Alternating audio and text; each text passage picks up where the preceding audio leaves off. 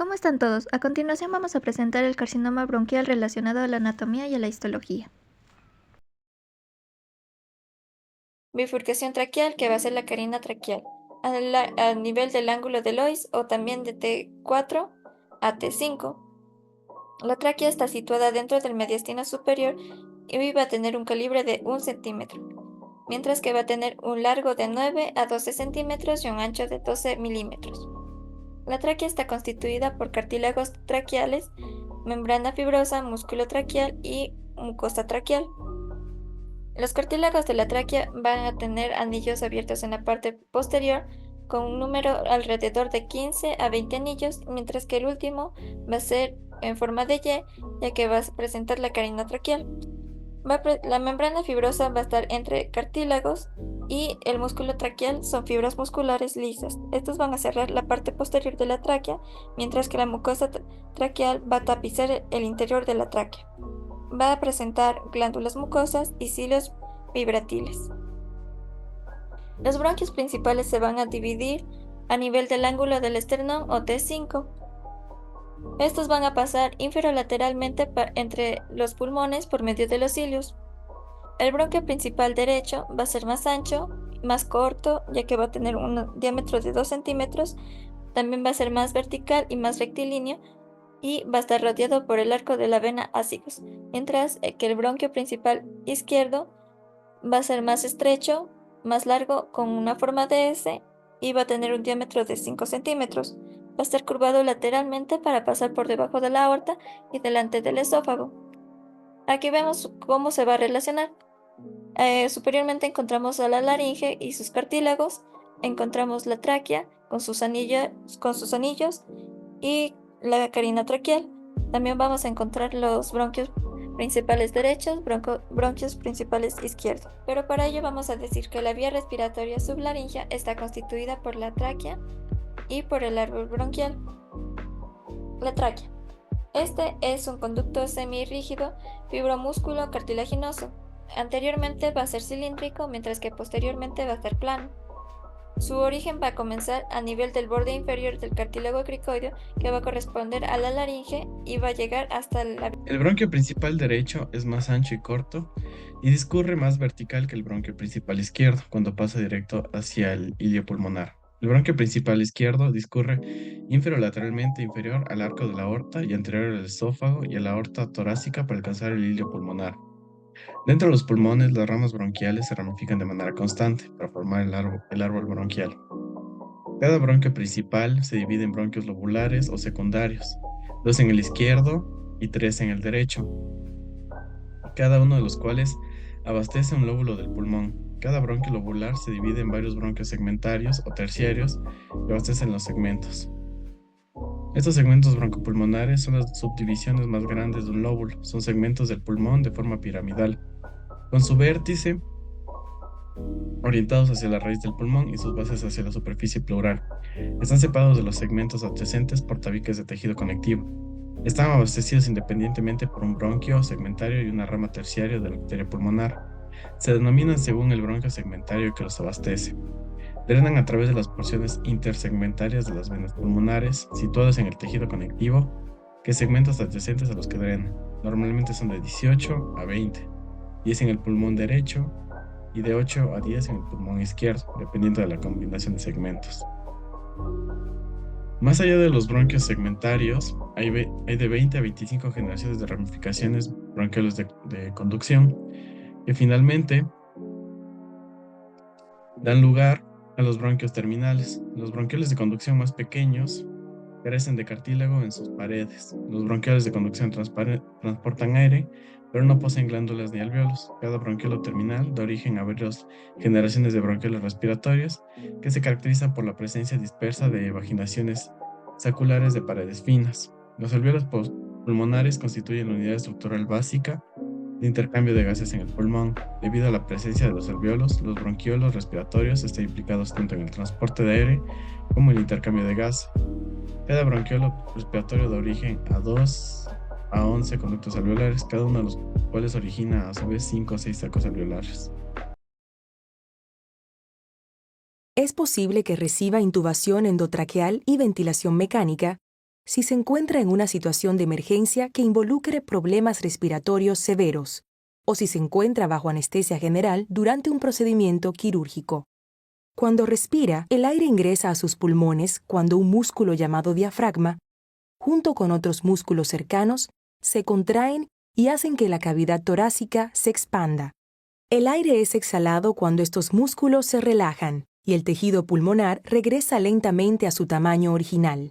Esto se llama respiración. Durante la respiración, el oxígeno del aire pasa a través de su nariz o boca hacia su faringe o garganta. Luego ingresa a su tráquea o tubo aéreo.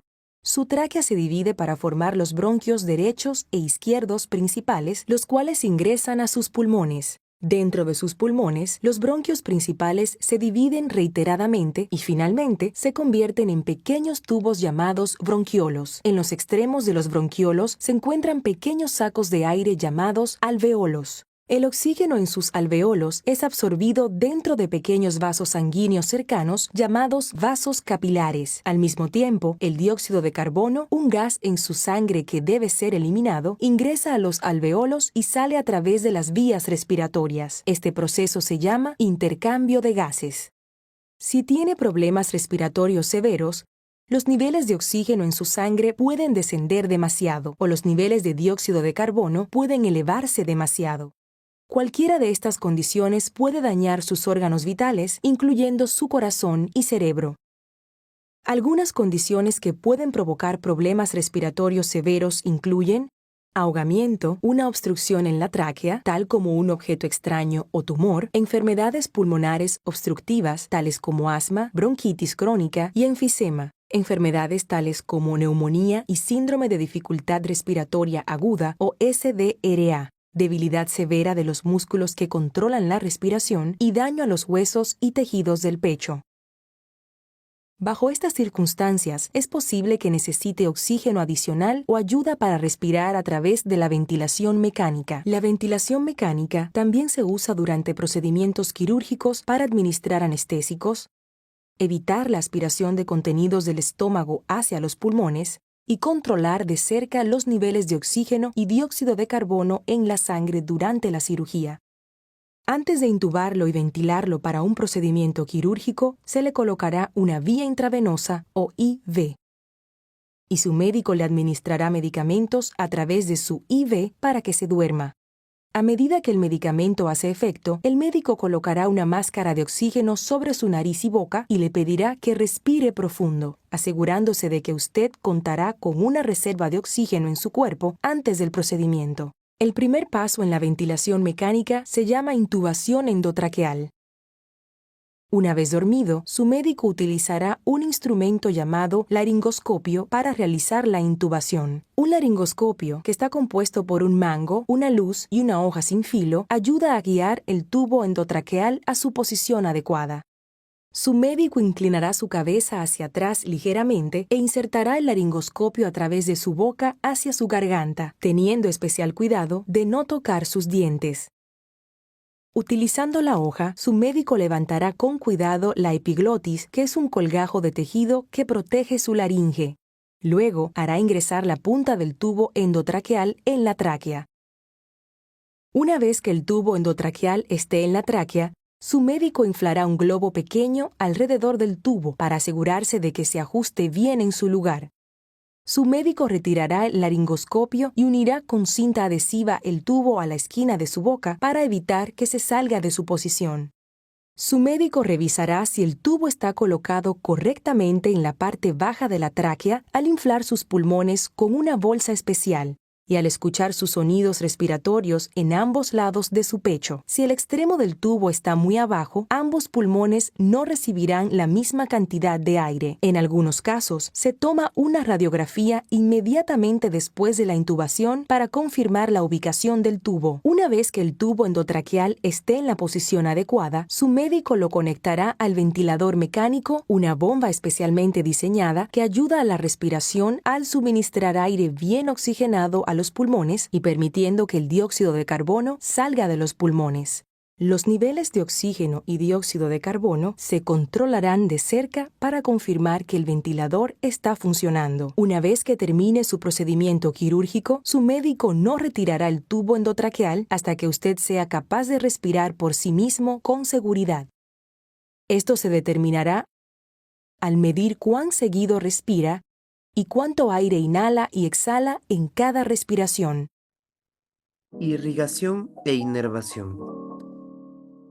La arteria pulmonar es la encargada de irrigar a los pulmones. Cada pulmón tiene una arteria pulmonar, una izquierda y una derecha. Estas se originan del tronco pulmonar a nivel del ángulo esternal. Transportan sangre pobre en oxígeno o venosa hacia los pulmones para su oxigenación. Luego encontramos a las arterias lobulares, que son las encargadas de irrigar a cada uno de los lóbulos presentes en los pulmones. Tenemos arterias lobulares superior, inferior e intermedia. Arteria lobular superior, esta es derecha e izquierda y se origina antes de entrar al ilio. La arteria lobular inferior, esta se encuentra en el pulmón izquierdo y desciende posterolateral al bronquio principal. Luego tenemos la arteria intermedia del pulmón derecho, que se divide en arteria lobular inferior y media. Por último encontramos a las arterias segmentarias y terciarias, que están emparejadas con los bronquios en el pulmón. Luego encontramos a las arterias bronquiales, que nacen de la aorta y llegan a la cara anterior del bronquio principal, penetrando en la parte del pulmón. Tenemos las arterias bronquiales superior izquierda, arteria bronquial inferior izquierda y la arteria bronquial derecha. Ahora, respecto a las venas bronquiales, vamos a encontrar tanto posteriores como anteriores. Las posteriores van a discurrir posteriormente a los bronquios y vamos a tener una vena derecha que se va a vertir en la vena ácigos, que es esta de aquí, y una izquierda que va a desembocar en la hemiácigos accesoria. Ahora, las venas bronquiales anteriores van a recibir vénulas de los nódulos linfáticos intrapulmonares y van a terminar un poco más allá del ilio, en las venas pulmonares o más comúnmente en la ácigos nuevamente, al lado derecho, y la hemiácigos accesoria al lado izquierdo. Respecto a los plexos pulmonares, es decir, a los nervios, estos van a tener su origen en los troncos simpáticos y también en los nervios vagos. Y respecto a su ubicación, van a poder ser tanto anteriores como posteriores a las raíces de los pulmones. Por último, vamos a encontrar que tenemos fibras simpáticas. Por ejemplo, aquí vamos a encontrar un tronco simpático. Aquí hay un tronco simpático.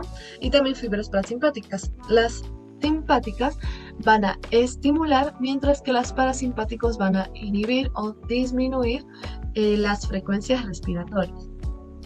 Por otro lado, encontramos también el aparato respiratorio humano y vamos a encontrar un modelo real en el que vamos a estudiar las estructuras. La primera estructura va a corresponder al seno esfenoidal, aquí. La segunda estructura, como vemos por acá, esta es la nasofaringe. La tercera estructura, que justo es la de aquí, es un orificio muy pequeño que es el orificio faríngeo de la trompa de Eustaquio. La número 4 va a corresponder a la apófisis odontoides o diente del axis. La número 5 va a corresponder a la orofaringe. El número 6 corresponde a la epiglotis. El número 7 a la laringofaringe. Esto por aquí. El número 8, que está por acá, será el esófago. Está por aquí y también por acá lo estamos señalando el número 8 como esófago. El número 9 va a corresponder al bronquio principal respecto al lado derecho. Este bronquio principal también puede ser conocido como bronquio primario. El número 10, 11 y 12 van a corresponder a los bronquios lobares, tanto superior, medio como inferior del lado derecho. Estos bronquios lobares también pueden ser conocidos como bronquios secundarios. Respecto al número 13, volvemos a subir por acá y encontramos el seno frontal. El 14 va a corresponder al cornete nasal superior, este es el cornete nasal medio y por último el inferior. Ahora, estos ya fueron 14, 15 y 16. Continuamos con el 17 que corresponde al paladar duro, el 18 es el paladar blando, el 19 la lengua y el número 20 corresponde a una cuerda vocal que la vemos justo aquí. El 21 está señalando en general como que a la laringe. El número 22 correspondería a la tráquea propiamente dicha. El número 23 es la bifurcación de la tráquea, también conocida como carina traqueal, que como vemos aquí se está dividiendo en dos.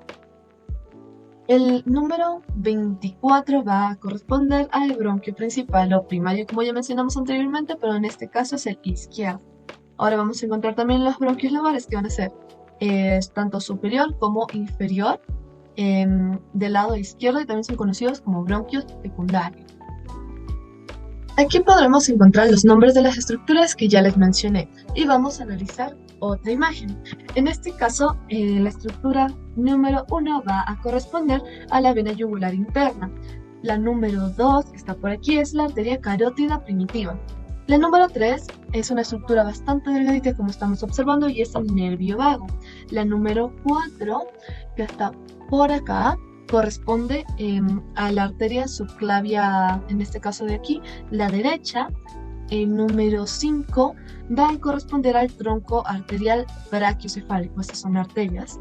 Ahora, respecto al número 6, que va acá, este es un poco más grueso y corresponde al tronco venoso brachiocefálico derecho.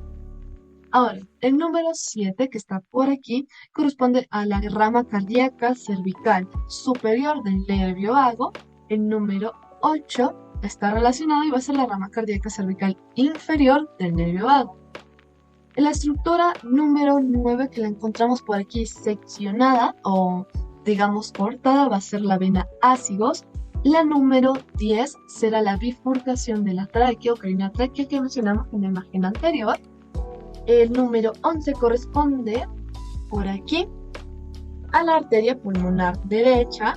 El número 12 corresponde a venas pulmonares, que en este caso también están seccionadas. El número 13 está por aquí y es justamente el pulmón. Aquí tenemos el pulmón derecho y aquí el pulmón izquierdo, que los estamos retirando un poco para revisar mejor las estructuras internas. El número 14, que está señalando justo por aquí y por acá, corresponde tanto al esófago como a las ramas del nervio vago. Aquí vemos esta ramita del nervio vago, ¿no? Aquí encontramos, respecto ya a la estructura número 15, sería la vena cava inferior, que como vemos tiene un calibre mucho más grande porque es una de las venas principales que va a desembocar en el corazón para el drenaje venoso de, digamos, miembros inferiores, la parte inferior del cuerpo. El número 16, que está justo como por acá, este va a corresponder al pericardio porque si recordamos, en este espacio debería estar el corazón. El número 17, que está por acá, corresponderá a la glándula tiroides. El número 18 por acá corresponde al esófago y nervio laríngeo recurrente izquierdo. El número 19 por acá es la tráquea. El número 20 está por aquí, va a corresponder a la arteria carótida primitiva izquierda. El número 21 es una estructura con la que estamos bastante relacionados, que es el callado aórtico, que es esta estructura de aquí, también conocido como arco de la aorta, y como vemos aquí también está cortado, ¿no? No podemos ahí ver la unión aquí con el corazón. Vamos a encontrar también respecto a la estructura de acá, la 22, que esta va a ser el tronco pulmonar, y también vamos a encontrar el nervio aquí. Este nervio es el nervio laríngeo recurrente izquierdo que emerge del vago. Y por último, la estructura número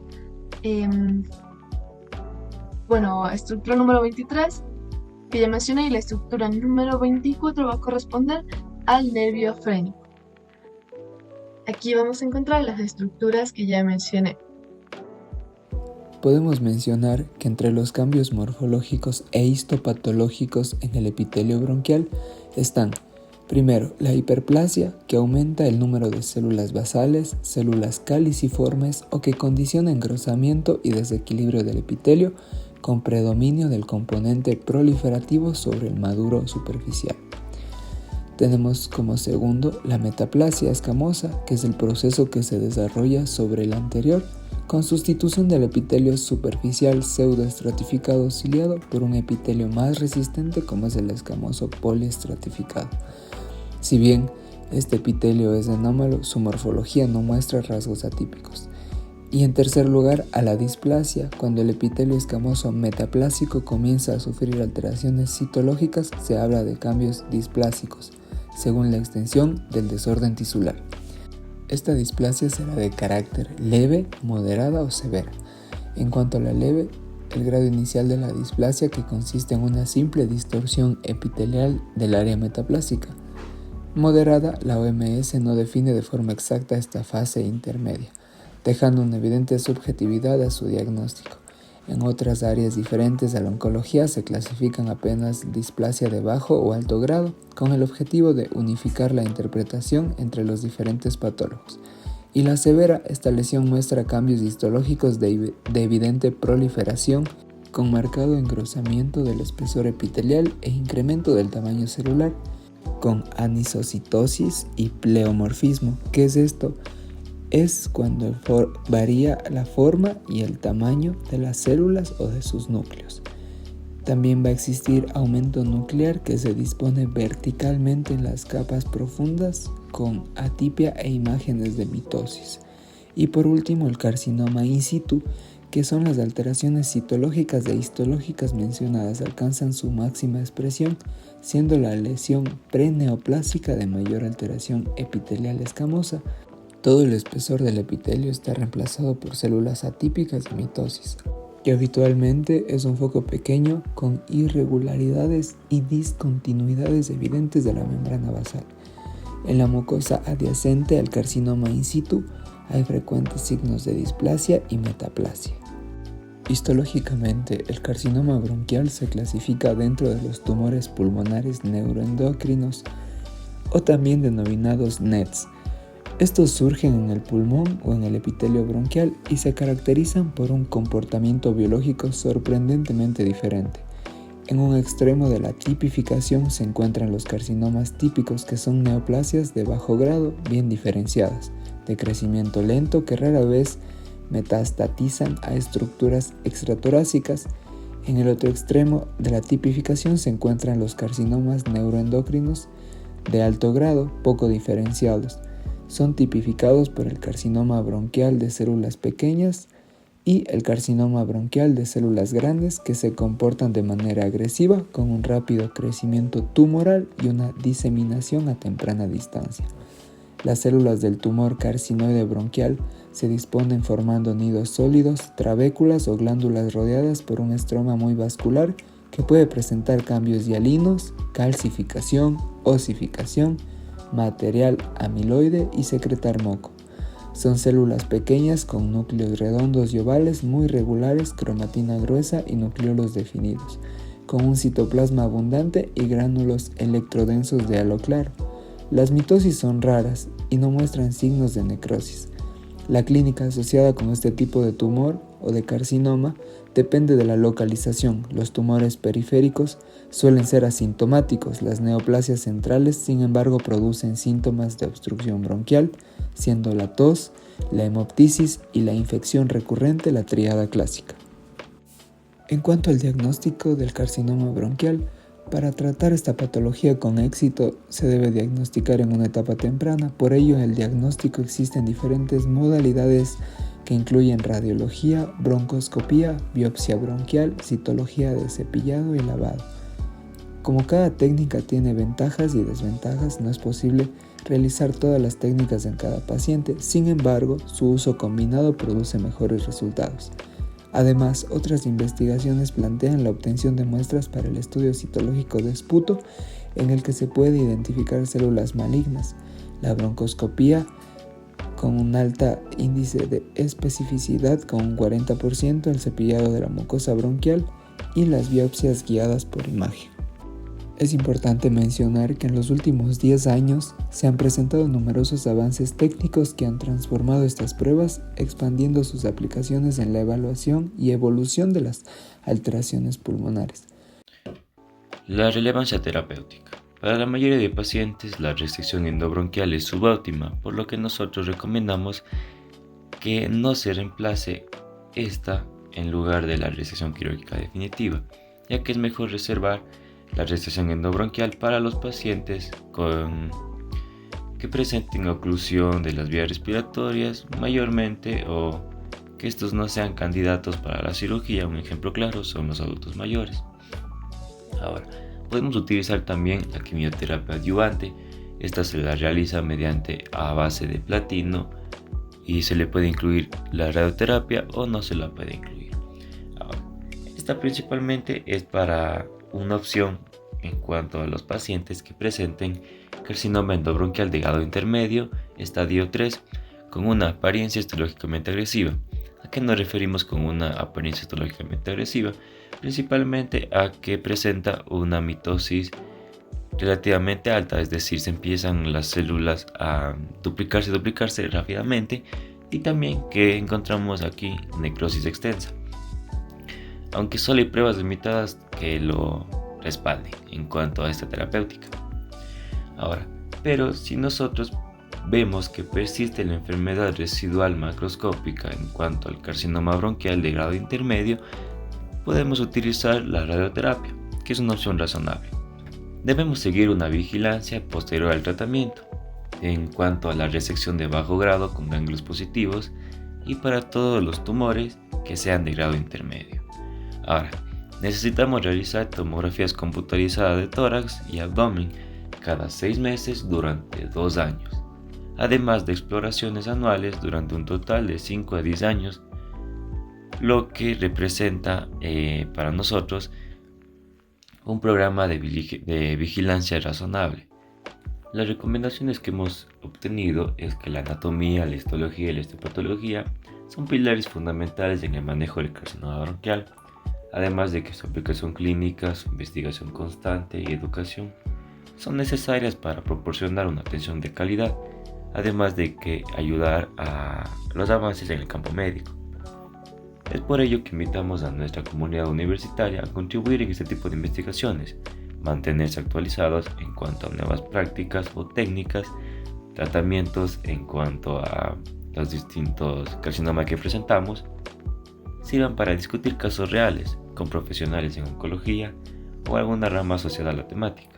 Esto para potenciar nuestro pensamiento crítico, además de mejorar nuestras habilidades en cuanto a las prácticas médicas y en cuanto al desenvolvimiento que tenemos nosotros como estudiantes conforme avanzamos en la carrera, para que en un futuro no tengamos problemas en cuanto a la socialización con los pacientes, atención médico-paciente, y que todo sea claro en cuanto al diagnóstico, tratamiento y recomendaciones que generemos en nuestros pacientes.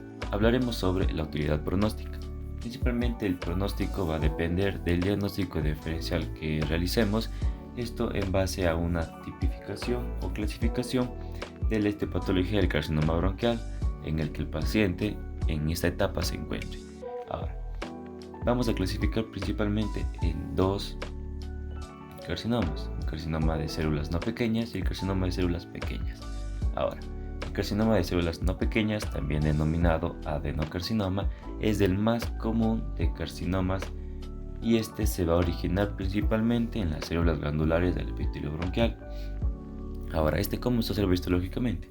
Histológicamente observamos que se caracteriza por estructuras glandulares o papilares. Mayormente tiene un mejor pronóstico en comparación con otros tipos de carcinoma de células no pequeñas. Además, esto es crucial siempre y cuando se detecta en etapas tempranas. Es decir, si no realizamos un correcto pronóstico en etapas tempranas, ya no va a ser muy favorable para nosotros. Ahora tenemos otro tipo de carcinoma, este es el epidermoide, el también denominado escamoso. Esta se va a diferenciar de las demás porque se desarrolla a partir de células escamosas, como su nombre lo dice.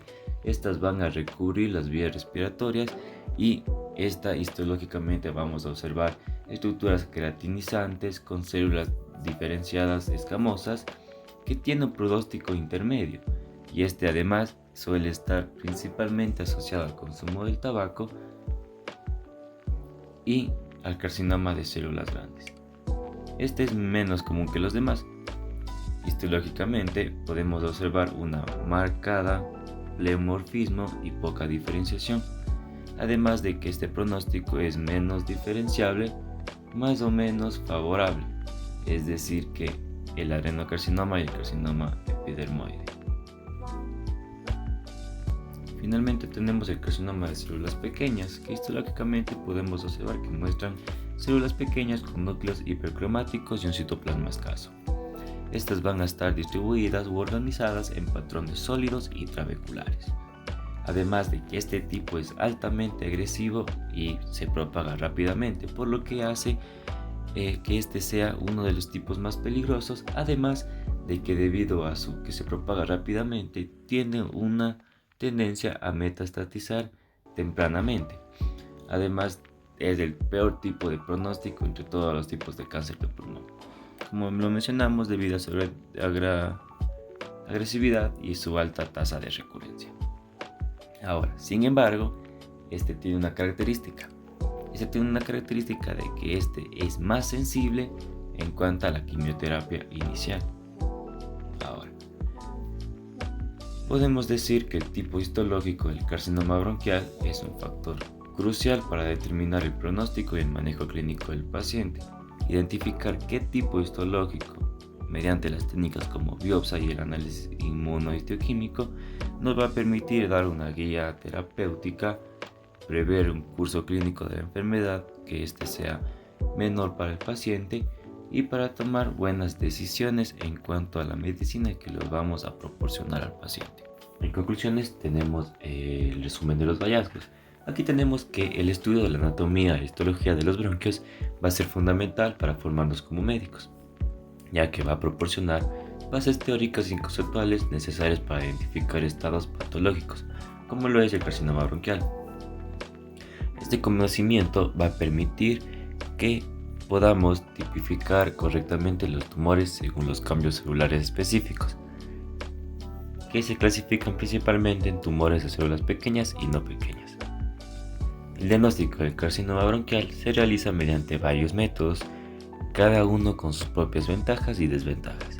El uso combinado de radiología, broncoscopía, biopsia bronquial, citología de cepillado y lavado, y el análisis citológico de esputo son los que producen los mejores resultados.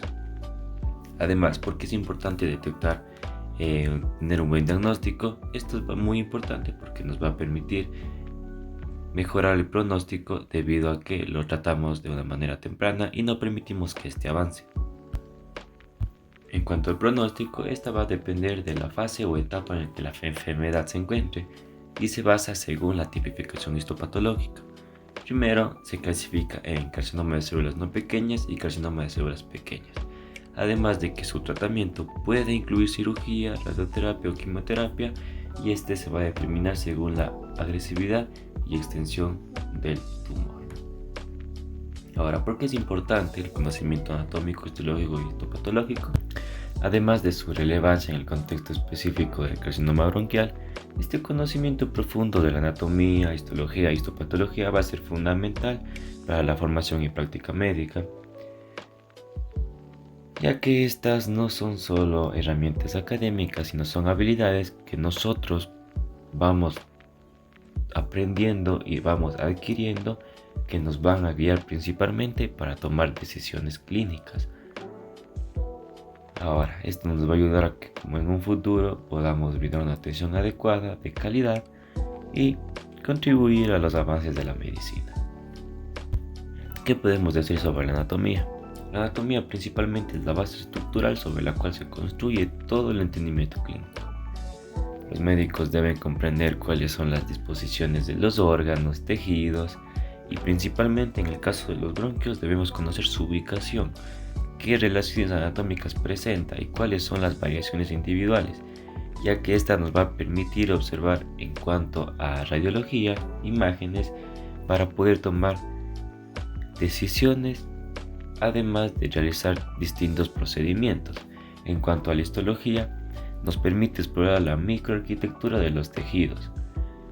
¿Por qué es importante? Porque los médicos deben reconocer cuáles son las diferentes células que presentamos, qué estructuras están en los órganos y tejidos, y en cuanto a los bronquios, su histología normal y cuáles son sus alteraciones patológicas, metaplasia, displasia o carcinoma. Eso nos va a permitir diagnosticar enfermedades de una manera completa y que no exista alteraciones en cuanto al diagnóstico, además de que nos permite conocer su comportamiento en cuanto a la enfermedad. Hablaremos sobre la histopatología.